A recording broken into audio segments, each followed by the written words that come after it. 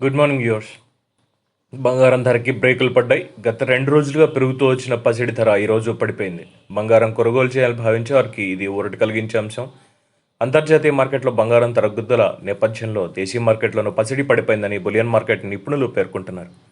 బంగారం ధర దిగి వస్తే వెండి ధర కూడా ఇదే దారిలో నడిచింది. హైదరాబాద్ మార్కెట్లో శనివారం బంగారం ధర దిగొచ్చింది. 10 గ్రాముల 24 క్యారెట్ల బంగారం ధర 290కి పడిపోయింది.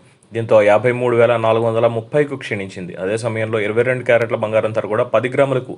270 తగ్గింది. దీంతో 10 గ్రాముల బంగారం ధర 48,980కి పడిపోయింది. పసిడి ధర పడిపోతే వెండి ధర కూడా ఇదే ధరలో నడిచింది. కేజీ వెండి ధర 580కి దిగొచ్చింది. దీంతో ధర 67,980కు పడిపోయింది. పరిశ్రమ యూనిట్లు, నాణ్యత తయారీదారుల నుంచి డిమాండ్ మందగించడం ఇందుకు ప్రధాన కారణంగా చెప్పుకోవచ్చు. మరోవైపు అంతర్జాతీయ మార్కెట్లో కూడా బంగారం ధర పడిపోయింది. పసిడి ధర ఔన్స్కు 0.82% తగ్గుదలతో $1,948కు దిగొచ్చింది.